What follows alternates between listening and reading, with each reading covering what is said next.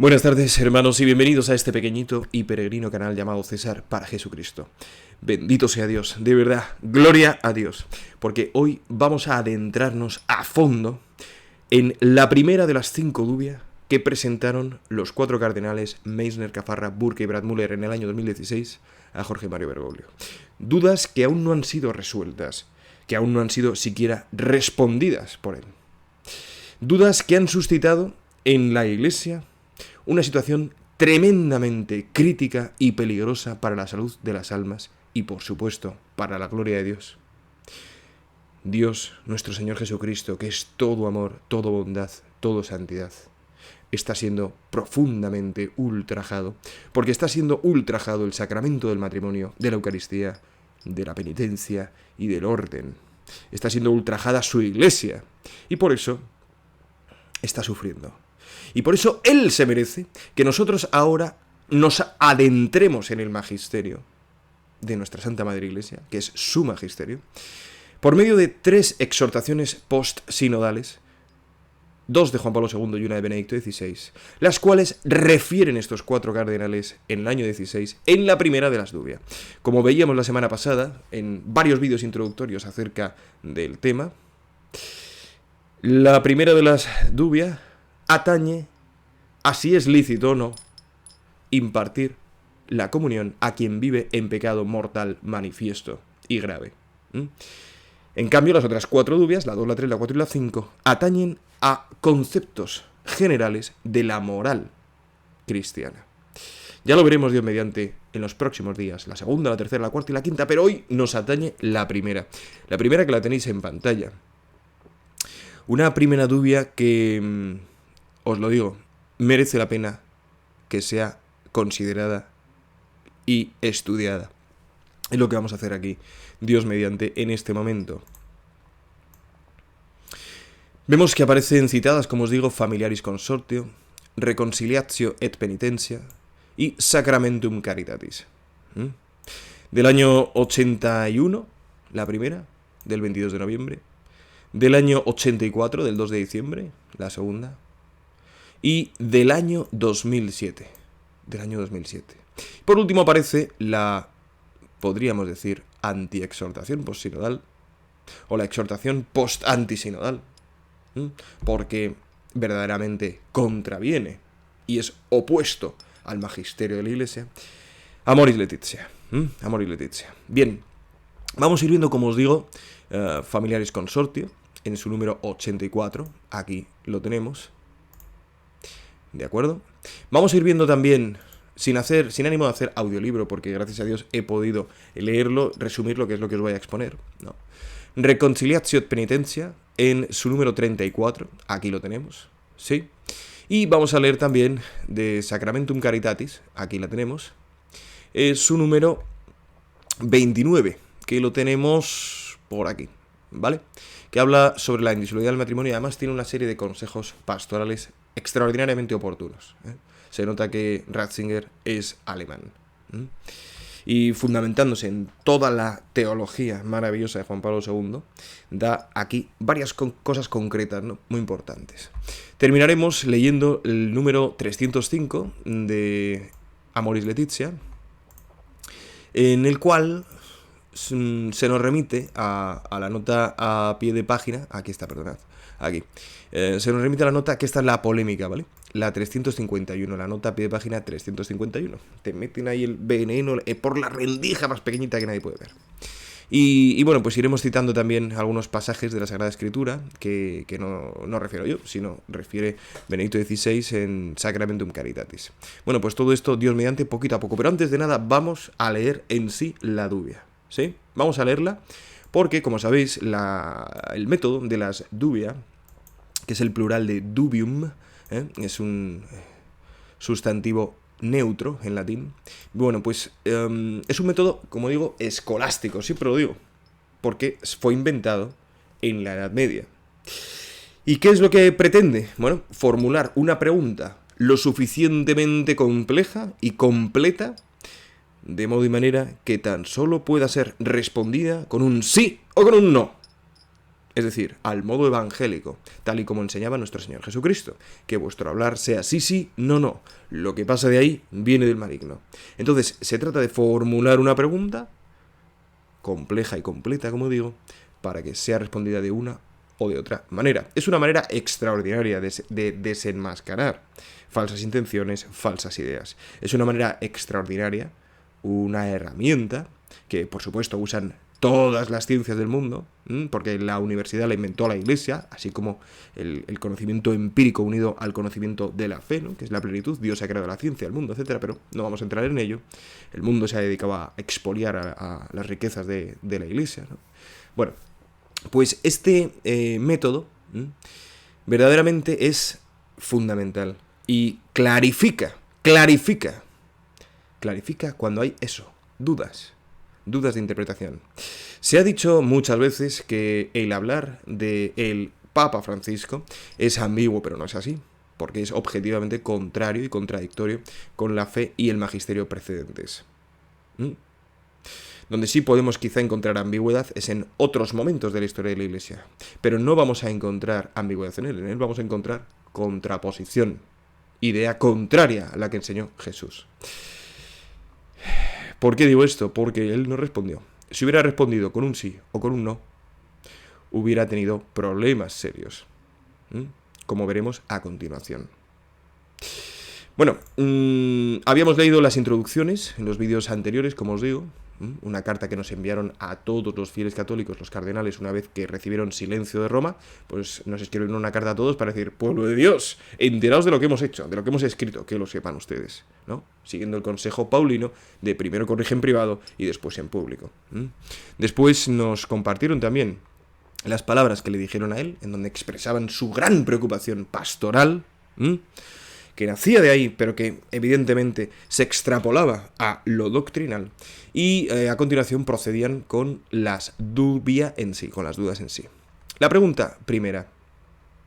Nos dicen, se pregunta si, según lo afirmado en Amoris Laetitia, de los números 300 al 305, es posible ahora conceder la absolución en el sacramento de la penitencia y, en consecuencia, admitir a la Santa Eucaristía, es decir, a la comunión, a una persona que, estando unida por un vínculo matrimonial válido, convive more uxorio con otra, es decir, teniendo relaciones sexuales, sin que se hayan cumplido las condiciones previstas por Familiaris Consortio 84, confirmadas después por el mismo Juan Pablo II, año 81 y 84, por Reconciliatio et Penitentia 34, y por Sacramentum Caritatis en el 29,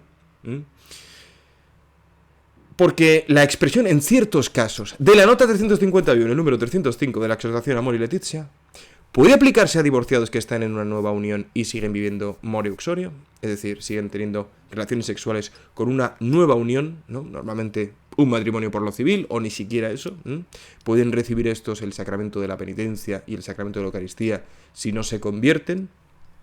Bueno, pues ¿por qué se preguntan esto? Porque verdaderamente el número 305 de Amoris Laetitia, en su nota a pie de página 351, que la tenemos aquí, afirma, en ciertos casos, podría ser también la ayuda de los sacramentos, es decir, penitencia y Eucaristía. ¿El qué? ¿El qué podría ser también la ayuda de los sacramentos? Pues lo que afirma aquí.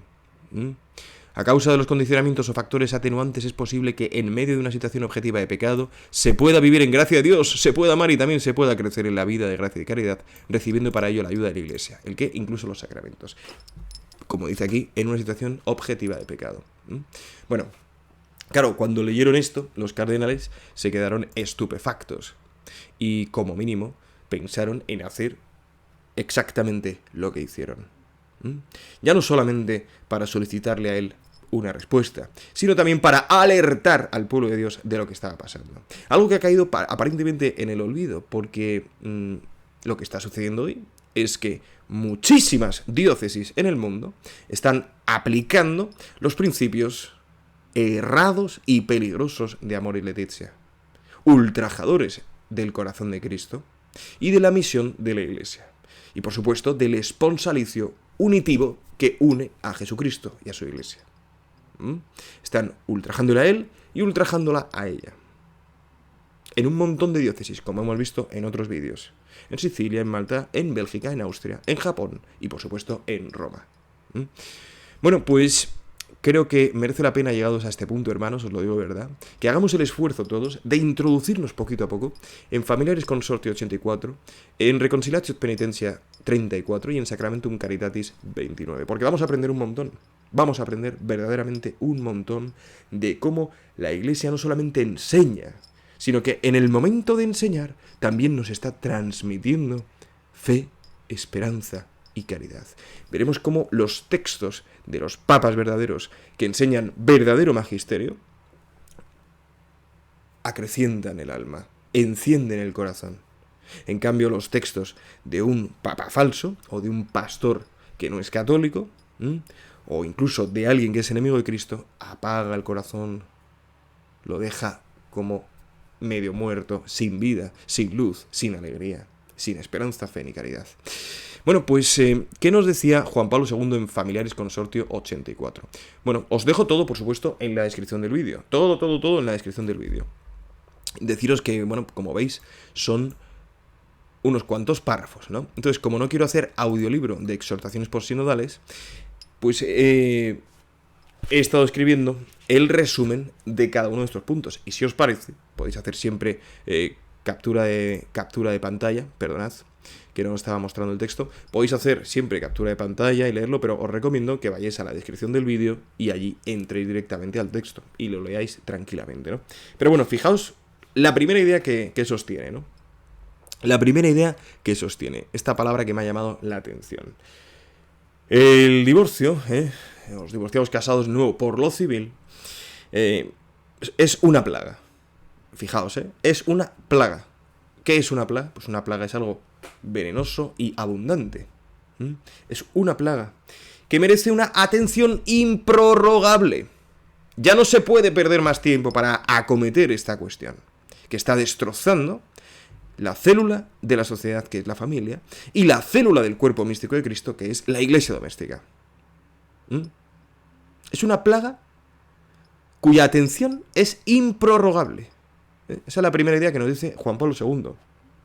Y fijaos cómo manifiesta nuestro Señor por medio de su iglesia la característica de su maternidad. Dice, estos bautizados no pueden ser abandonados. No pueden ser abandonados. Démosles los medios de salvación. Entonces, claro, está aquí diciendo Juan Pablo II que estamos ante una plaga que hay que atender y que todos estos bautizados no pueden ser abandonados y que es necesario que les demos los medios de salvación. Distingue tres casos de bautizados que están padeciendo esta situación. La primera, los casados abandonados injustamente. La segunda, los casados que pecaron o destruyeron y abandonaron, ¿sí? Por último, los no casados válidamente. Los no casados válidamente y que aún no tienen la nulidad, pero están con otro, ¿vale? Son tres casos distintos. Digamos, el que sufre el abandono, el que ejecuta el abandono y los que no fueron casados válidamente, pero se han divorciado y están con otro. Son tres casos distintos. Todos ellos merecen atención de la Iglesia y merecen los medios para su salvación. Todos ellos. Y afirma también Juan Pablo II una evidencia. No están fuera de la Iglesia. Es decir, no están excomulgados. Esto es evidente. Pero lo recordaba como si fuese algo novedoso o como si fuese algo, en fin, revolucionario. Pero es evidente que no es así, porque no es causa de excomunión el pecado de adulterio. ¿Vale? Bueno, pues nos dice aquí Juan Pablo II que a todos ellos se les exhorta a varias actividades, como son la palabra de Dios, la lectura, meditación asidua de la palabra de Dios, la asistencia a misa, la oración y la penitencia, las obras de caridad y, en el caso de que tengan hijos, de esa nueva unión, por lo civil, que eduquen a los hijos en la fe cristiana, ¿vale? Eso se les exhorta. Y a la Iglesia se le exhorta, para con ellos, a rezar por ellos y darles fe y esperanza, ¿vale? Darles fe y esperanza. Atención, lo dice clarísimamente, no pueden ser admitidos a la comunión, ¿vale? Fundándose en la Sagrada Escritura, reafirma su praxis de no admitir a la comunión eucarística a los divorciados que se casan, entre comillas, otra vez, porque no se casan de nuevo si el matrimonio primero es válido, porque es indisoluble el matrimonio. Porque contradicen objetivamente la unión de amor entre Cristo y la Iglesia, que es la Eucaristía. La Eucaristía es Jesucristo entregándose a la Iglesia. Jesucristo que viene para y por la Iglesia. Y la comunión eucarística, la comunión con Jesucristo, es nuestro vivir eclesial esponsaliciamente con Jesucristo. Comulgar con Él es ser uno con Él. Es decirle sí, amén, Jesús, a todo lo que tú has enseñado, hecho y dicho. Por eso, no se puede comulgar si se está en pecado mortal, de forma pertinaz, obstinada, sin propósito de enmienda. No se puede. Por eso la Iglesia prohíbe que se le dé la comunión a quien vive pertinaz y públicamente en un pecado mortal, sea cual sea. Pero es que, dice más Juan Pablo II, la confesión tampoco, solamente se le puede administrar la confesión cuando verdaderamente esté arrepentido y con propósito de enmienda, y esté decidido a vivir esa persona en la plena continencia. Bueno, si se les admitiese a la comunión, dice Juan Pablo II, que luego se repetirá, ¿no?, ello confundiría e induciría a error al resto de los fieles acerca de la doctrina de la indisolubilidad del matrimonio. Entonces, podemos extraer de ahí que quien permite que estas personas en esta situación comulguen, quienes permiten eso son confundidores e inductores del error, ¿vale? También prohíbe Juan Pablo II a los pastores casar a estas personas. Casarlas con un matrimonio válido porque es imposible, si no resuelven la situación anterior, como luego explicará Benedicto XVI en Sacramentum Caritatis, ¿no?, cuando habla de la nulidad matrimonial, etc. Bueno, dice Juan Pablo II que actuando de este modo la Iglesia, que es madre, actuando así, la Iglesia es madre actuando así. Sobre todo con el primero de los casos, con los que han sido abandonados o los que han padecido el adulterio, ¿vale? Porque no es lo mismo, evidentemente, padecer que ejecutar. No es lo mismo que tu marido o que tu esposa sea adúltera a que lo seas tú. En relación a lo que es tu alma, ¿no? Son los dos tipos de males que decía Santo Tomás de Aquino. El mal físico y el mal moral. El mal físico es el que padeces, el mal moral es el que haces. Pues mucho peor es hacer que padecer. Mucho más dañino para el alma. Hay que decir también que la Iglesia siempre ha enseñado, la Iglesia, que todo matrimonio válidamente celebrado puede obtener siempre la gracia para vivirlo. Porque evidentemente no es fácil el matrimonio, evidentemente tiene sus dificultades, sus pruebas, como la vida de todo cristiano. Pero si el matrimonio es válido, jamás faltará la gracia para vivirlo en la voluntad de Dios. Jamás faltará la gracia para vivirlo con alegría y con paz. Jamás. Pero es necesaria, evidentemente, la buena disposición para recibir la gracia por parte del esposo y de la esposa. Hay muchos matrimonios que estaban en crisis y se resuelven, gracias a la gracia de Dios. Bien, aquí Juan Pablo II nos remite en la nota 180 a esta homilía para la clausura del sínodo, del sexto sínodo de obispos del año 80, donde ya empezaba a hablar de ello, en su número 7, ¿no? Y aquí en el número 7 lo podéis leer si queréis, lo desarrolla, ¿de acuerdo? Lo desarrolla un poquito más.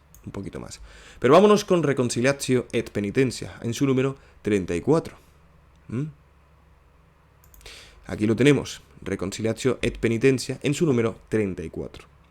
Bueno, aquí Juan Pablo II, habiendo ya escrito todo lo que había escrito en Familiares Consortio, bueno, pues vuelve a reafirmar todo. Es importante que sepamos el título de los sínodos en los cuales fueron gestadas estas 3 exhortaciones post-sinodales, o exhortación apostólica a secas, ¿no? Fijaos que siempre, bueno, pues son cartas al episcopado, al clero y a los fieles de toda la iglesia, es una carta universal, digamos, y era a tenor de la misión de la familia cristiana en el mundo actual. Ese era el tema que se trató en el sínodo, la misión de la familia cristiana en el mundo actual. Fijaos cuál era el tema tratado en la encíclica de Reconciliatio et Penitentia. El tema tratado fue sobre la reconciliación y la penitencia en la misión de la iglesia hoy. ¿Qué época es, verdad? Donde se hablaba en los sínodos de la doctrina católica, donde se hablaba en los sínodos de los mandamientos, de los sacramentos. ¿Qué época aquella? Lejana ya, ¿verdad? Desde hace ya 10 años casi nos hablan de otras cosas que no tienen nada que ver con la fe católica. ¿Qué pasaba en Sacramentum Caritatis? Que es otra exhortación postsinodal. Pues era sobre la Eucaristía, fuente y culmen de la vida y de la misión de la Iglesia. Sí, muy importante esta exhortación, muy importante, sobre la Eucaristía, fuente y culmen de la misión, de la vida y de la misión de la Iglesia. Y fijaos sobre qué versaba el sínodo en el cual se basó Amoris Laetitia. A ver qué os parece. Sobre el amor en la familia. ¿Os cuenta que no hay ninguna palabra en el título del sínodo católica en sí? Evidentemente la palabra amor, la palabra familia, han sido perfeccionadas por la Iglesia. Pero no son palabras propias de la Iglesia. Exceden, ¿verdad? Pueden tomarse de un modo genérico. Es muy importante hoy que atendamos bien al significado de las palabras. Muy importante. Porque nos hablan de libertad, nos hablan de amor, nos hablan de alegría, nos hablan de un montón de cosas que han perdido el significado verdadero que tiene. Y la palabra amor es la palabra más pisoteada, diría, de la historia. Porque es la más sublime y sin embargo se llama amor a lo que nada tiene que ver con el amor. El amor es imitar a Jesucristo. Y el primer amor es para con Dios, luego ya para con los hombres.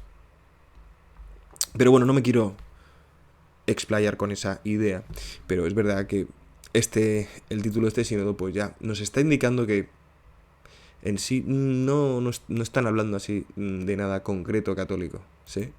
Aquí nos hablan de la Eucaristía, en Reconciliatio et Penitentia nos hablan de la reconciliación, la penitencia, la misión de la Iglesia hoy, y en Familiares Consortio sobre la misión de la familia cristiana en el mundo actual. Es decir, lo que son exhortaciones postsinodales o exhortaciones apostólicas católicas, sin más.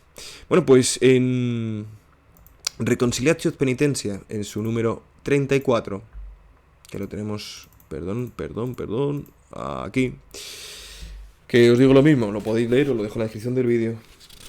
Bueno, empieza desarrollando Juan Pablo II que existen 2 principios en los cuales se basa toda la doctrina y toda la pastoral de la vida de la Iglesia.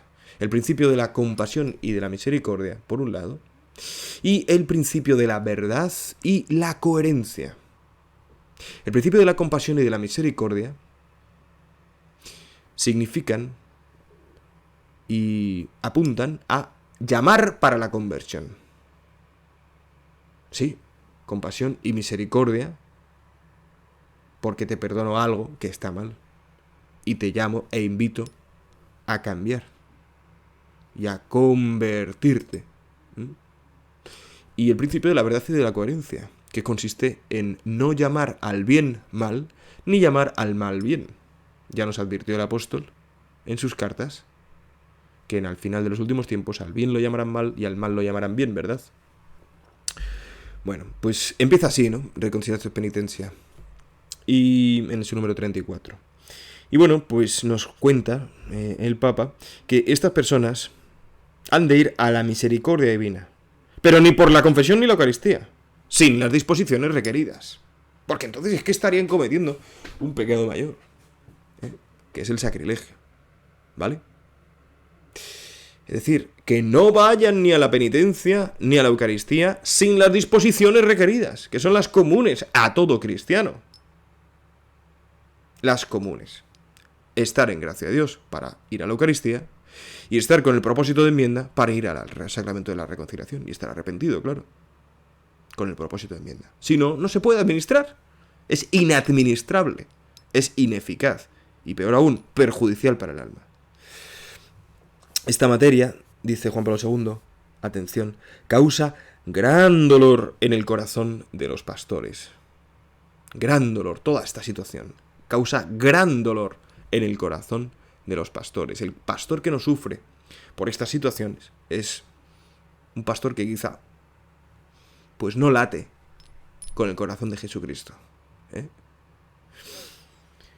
La Iglesia como madre, nuevamente, pues enumera toda una serie de posibilidades. Ofrece que hagan actos de piedad fuera de los sacramentos. Ofrece también un esfuerzo sincero por estar cerca del Señor.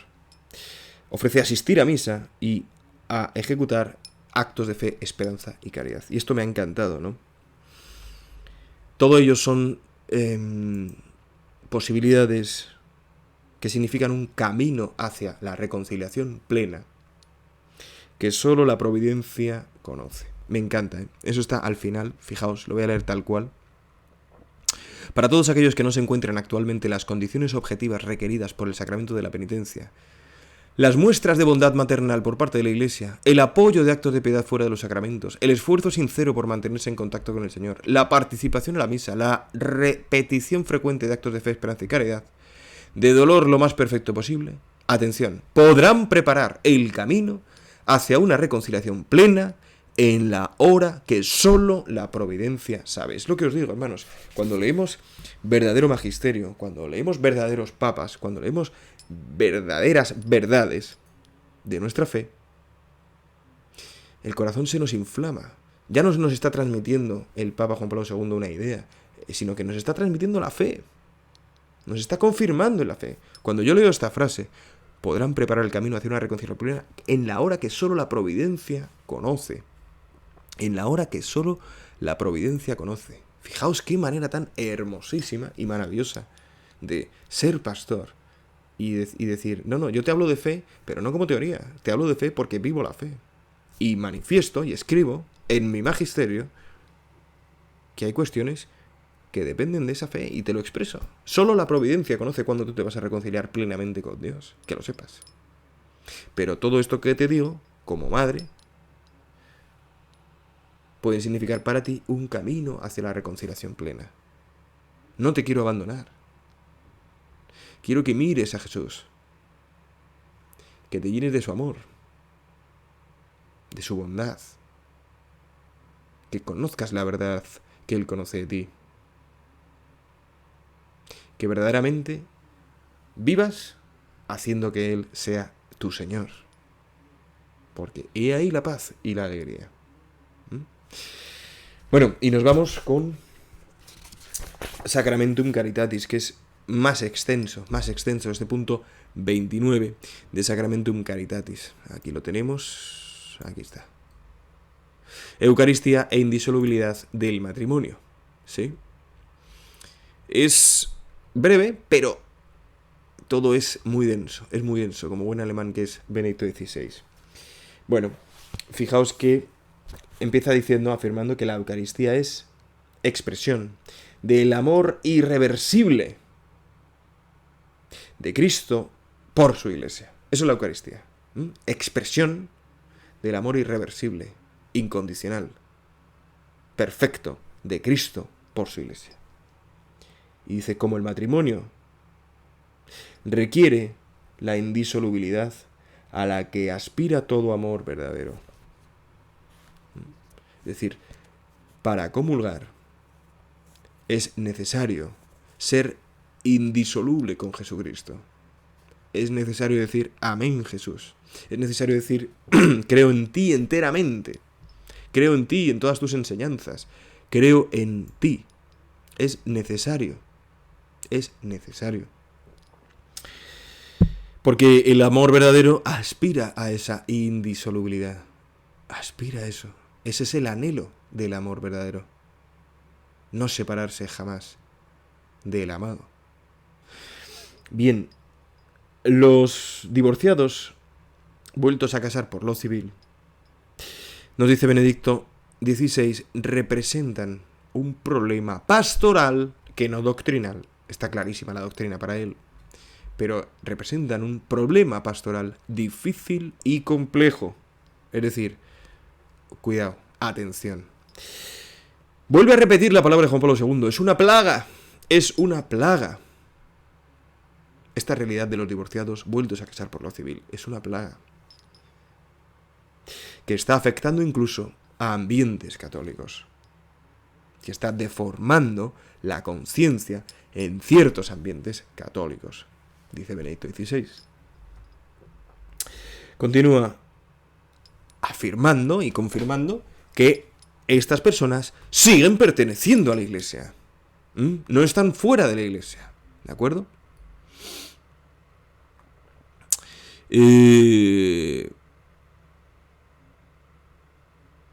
Bien. Luego prosigue, ¿no? Aquí vuelve a confirmar el no admitir, ¿no? Además con las mismas palabras que Juan Pablo II, fundada en la Escritura, porque esto de condición de vida contradicen objetivamente esa unión de amor de Cristo y la Iglesia que significa y se actualiza en la Eucaristía, ¿vale? Esta es la clave. Y es sencillo, ya está. El que lo quiera leer, que lo lea y que sepa que esto es lo que enseña la Iglesia, inspirada en las palabras de Cristo y en la enseñanza de Jesucristo, reconociendo que el más listo de todos es Jesucristo, que el más bueno de todos es Jesucristo, que el más misericordioso de todos es Jesucristo, que el que más y mejor conoce y desea el bien para sus hijos es Jesucristo. Bien. ¿Qué es lo que refiere aquí? Porque estamos en el año 2007. Han pasado ya pues más de 3 décadas desde que Juan Pablo II publicase en el 81 y en el 84 esas dos exhortaciones. Aquí estamos ya en 2007 y la plaga pues se ha extendido mucho más. Entonces él, bueno, pues reconoce y afirma que hay muchos casos en los cuales hay dudas de la validez matrimonial. Dudas serias acerca de la validez del matrimonio contraído aparentemente. Bueno, pues él dice que se haga todo lo necesario para averiguarlo. Por eso dispone que en cada diócesis haya de existir el personal necesario para garantizar el tribunal eclesiástico. Y que además esté cerca de los fieles. Sabed que es un mito absoluto, es un mito, la idea falsa de que el proceso de nulidad matrimonial es carísimo, es un mito, solo hay que pagar unas tasas, ¿de acuerdo? Y también es un mito que se lleve mucho tiempo, que se demore mucho tiempo. También es otro mito que sea necesario que las dos partes vayan al tribunal y hagan todo el papeleo. Basta que con una exprese. Y sabed que un tribunal eclesiástico, compuesto por un juez, un abogado y un fiscal, lo único que hacen es declarar la realidad. No hacen una disposición. Por eso, aun con toda la situación escabrosísima que estamos viviendo hoy en la Iglesia, donde se puede cuestionar tantos actos de gobierno y tantos actos canónicos y de derecho, sabed que en el caso de la nulidad matrimonial, no afecta para nada lo que esté sucediendo en la Iglesia, en el trono de Pedro, etcétera, etcétera. No afecta para nada, porque lo único que hacen juez, abogado y fiscal es reflejar la realidad que existe, para lo cual no es necesario que haya o no haya caos. ¿Me explico? Lo hacen ellos de motu propio, como seres racionales y como miembros del tribunal eclesiástico. Pues Benedicto XVI dice que en toda la diócesis debe haber ese tribunal eclesiástico que esté cerca de los fieles. Hay muchas causas de nulidad, hermanos. Yo estoy seguro que gran parte de los matrimonios hoy en día son nulos. Pero es otro tema, que hablaremos quizá en otro vídeo, ¿no? Con el título ¿La mayoría de los matrimonios son nulos? ¿No? Es para otro tema. Ahora quiero seguir circunscribiéndome a lo que nos enseña la Iglesia, ¿no? Fijaos que aquí Benedicto dice que la verdad nunca es abstracta. La verdad, por eso hay que averiguarlo. Si es o si no es nulo. Esa es la manera de ayudarlos. La nulidad no es una anulación. La nulidad es la realidad de ser nulo. La anulación es la realidad de ser anulado. Y no tiene nada que ver ser nulo con ser anulado. Ser anulado significa que fue válido y es anulado o cancelado. Ser nulo significa que nunca ha sido válido. Es muy distinto. También, por supuesto, existen ordenaciones sacerdotales nulas. Por eso es uno de los requisitos de consagración, que sea válidamente ordenado el ministro que celebra y preside la Santa Eucaristía, la Santa Misa. ¿De acuerdo? También hay nulidad sacerdotal, también existe. ¿Vale?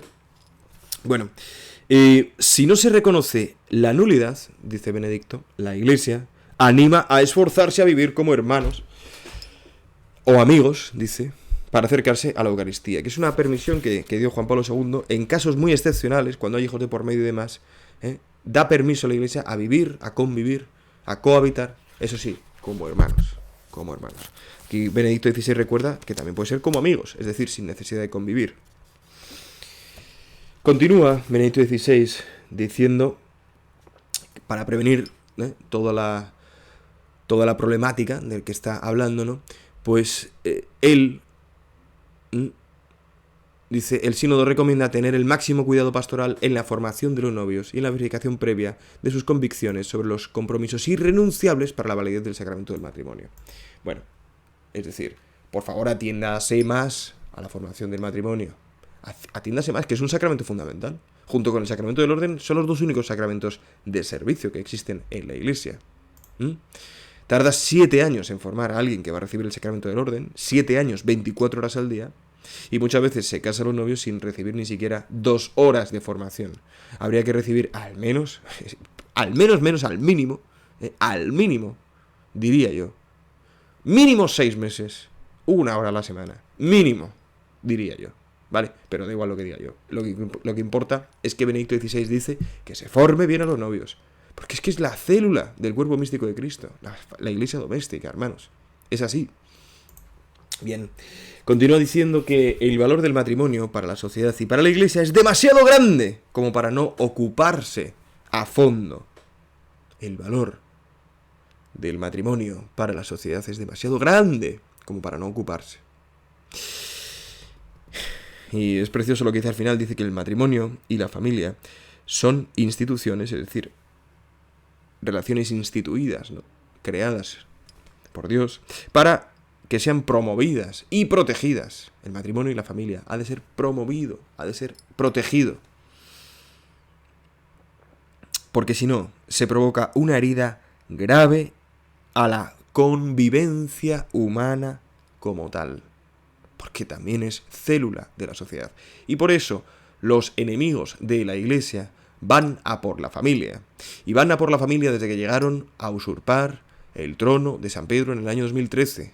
Y por eso desde el principio van a por la familia. El sínodo de El amor en la familia, que convocó en 2015 Jorge Mario Bergoglio, era para destruir la familia, para destruir los matrimonios, para que no haya nuevos matrimonios, para que no conozcan los hombres lo que es el matrimonio y la gracia de Dios que los atraviesa para llegar a todos los hombres.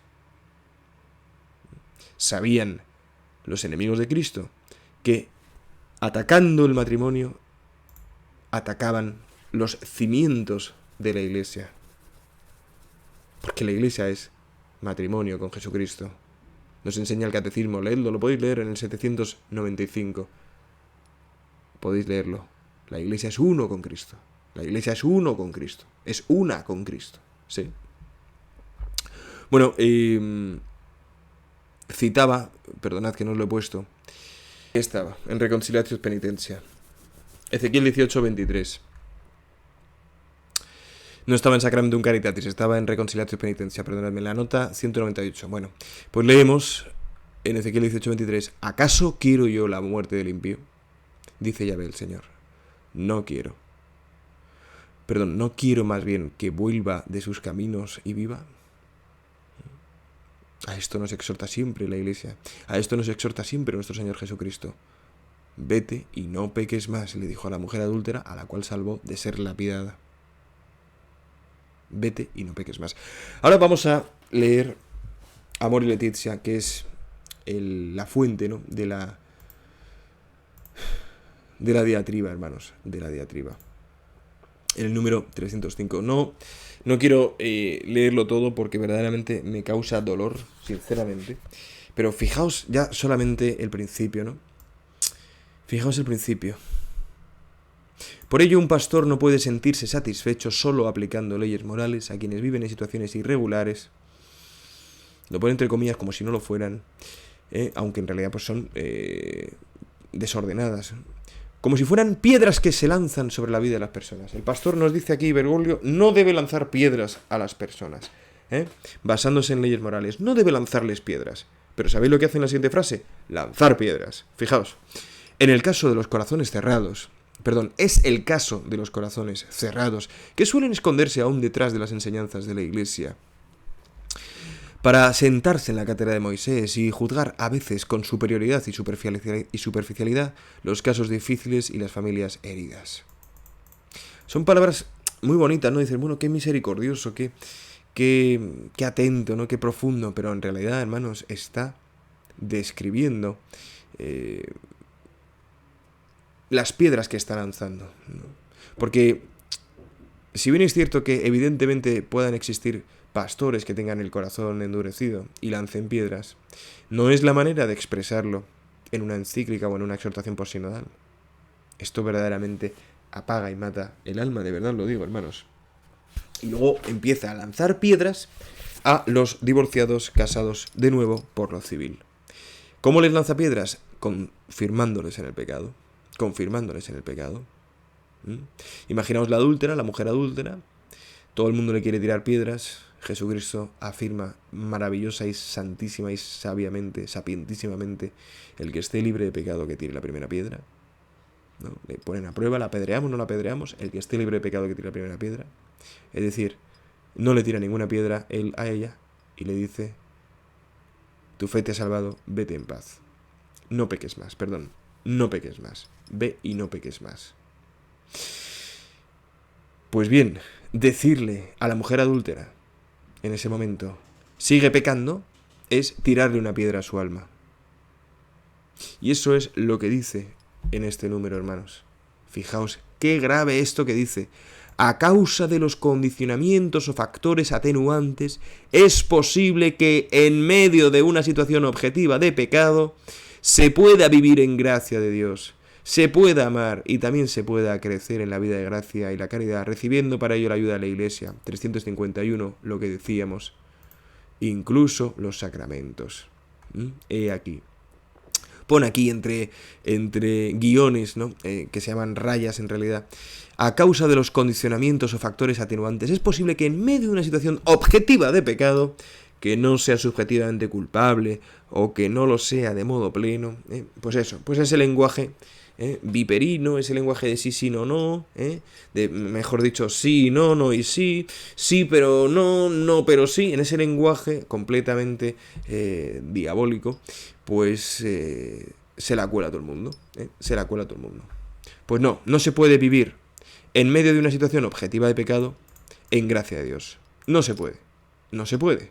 Porque si es situación objetiva de pecado, es situación objetiva de pecado, incluyendo las consideraciones de que sea consciente la persona, etcétera, etcétera, etcétera. Siempre la situación es objetiva o no, ¿vale? Siempre.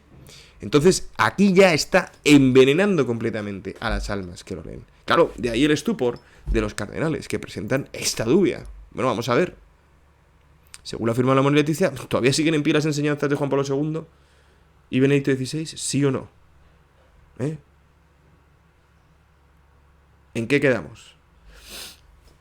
Pues es que es tremendo, hermanos, y de verdad os lo digo.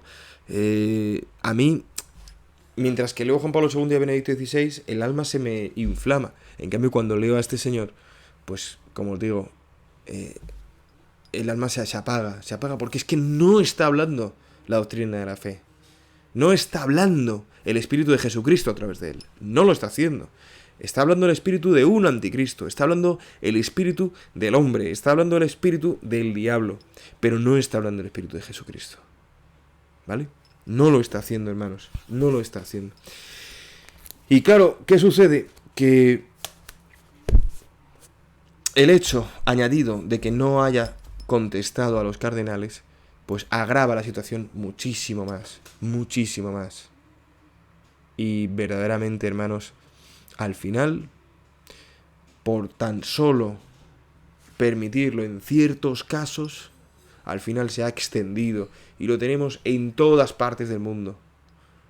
Y con ello se está pisoteando y ultrajando gravísimamente a nuestro Señor Jesucristo, presente en la Eucaristía, presente en el corazón de todos los hombres y presente en los cielos. Se le está ultrajando, se le está ninguneando, se le está rechazando, se le está ignorando,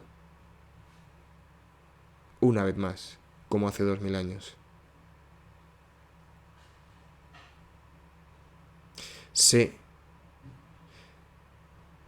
que lo que vino a enseñarnos Jesucristo cuesta.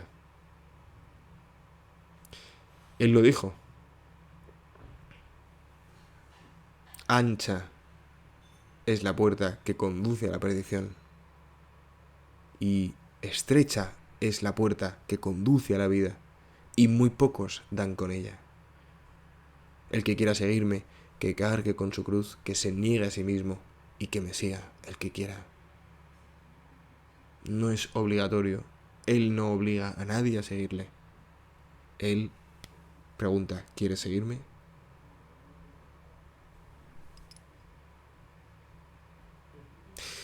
Pero si decides seguirle, has de seguirle en sus mismos pasos. Pasión, muerte y resurrección.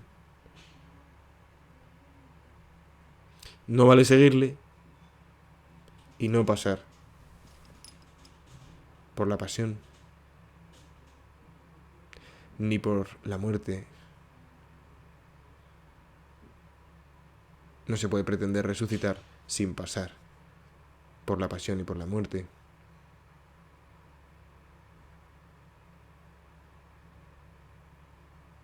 No se puede pretender seguir al Señor sin estar dispuesto a entregar la vida. No se puede seguir al Señor sin entregar la vida. Y entregar la vida es entregar el propio criterio, es entregar la propia decisión, es estar siempre abierto a lo que Él quiera, es estar siempre en sus manos, atentos a su voluntad, es meditar su ley día y noche. Pero no una ley que viene como un meteorito a nosotros, no, como una ley que descubrimos en nuestro interior, la ley del amor. Porque la ley de Dios está escrita en nuestro corazón. Por eso, aunque nunca nos hayan hablado de ella, cuando somos pequeñitos sabemos lo que está bien y lo que está mal. Y por eso todos los hombres lo saben. Está escrita, es connatural a nosotros. Pero heridos por el pecado original y por las estructuras de pecado que hay en todas partes, tenemos la concupiscencia, que es la tendencia al mal. Es la tendencia al mal, a la ignorancia y a la fragilidad. Pero para eso vino Cristo. Para eso vino Cristo. Para sacarnos de la ignorancia, de la fragilidad y de la malicia. Para ser libres nos ha liberado Cristo, diría San Pablo. Y la libertad es vivir conforme a sus enseñanzas, no conforme a unas enseñanzas que pisotean a Cristo. Si eres sacerdote, te animo muchísimo a profundizar en lo que es el matrimonio. Y si eres un casado, te animo muchísimo a profundizar en lo que es Jesucristo, en quién es Jesucristo, en su relación con la Iglesia. Y si estás pensando en casarte o en ser sacerdote, te animo muchísimo a arrodillarte ante el Señor y ayudar a todo el que puedas. Y si eres seminarista o si eres novio, te animo mucho a pedirle al Señor la gracia necesaria para ello.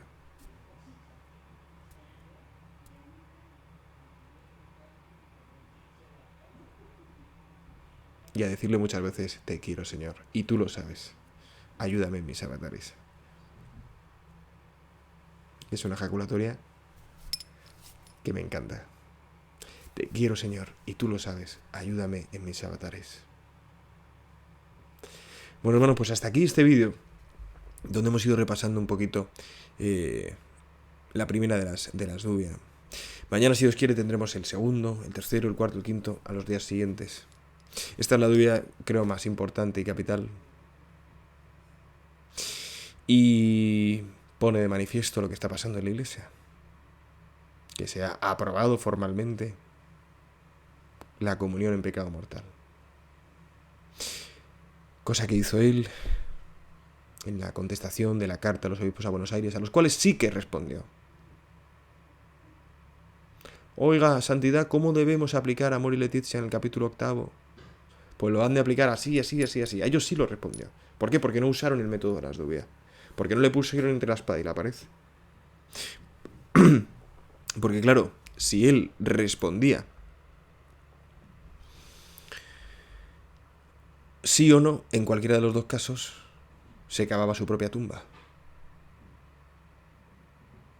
Si respondía que sí, tenía que corregir el texto, y si respondía que no,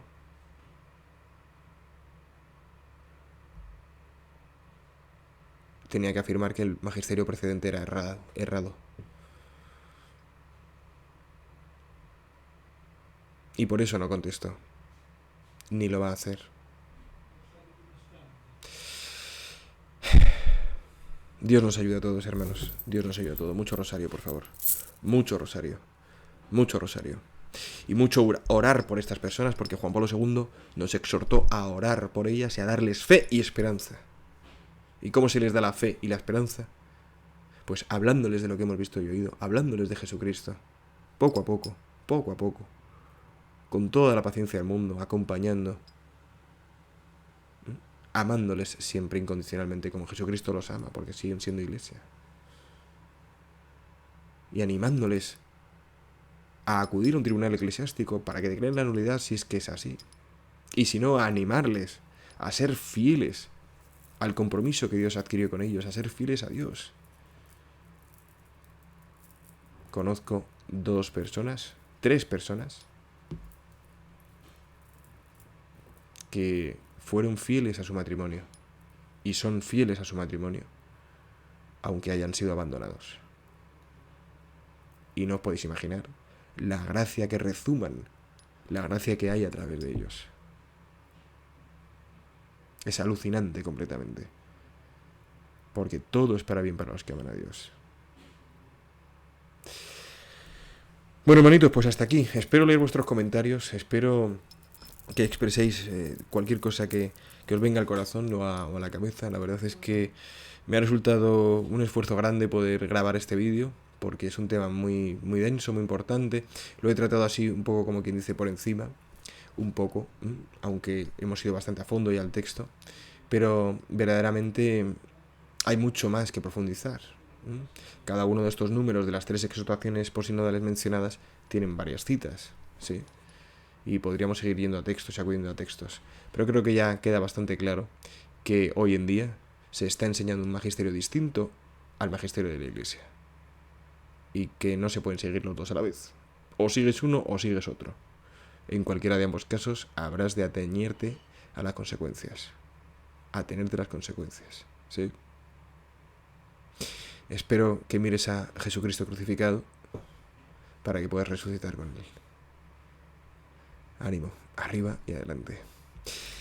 Que Dios os bendiga, la Virgen os guarde en este día. San José os abastezca de todo lo que necesitáis para agradar al Señor. Santiago Apóstol os dé su valor. Y el cielo entero supla en vuestras almas lo que a este vídeo le falta. Amén.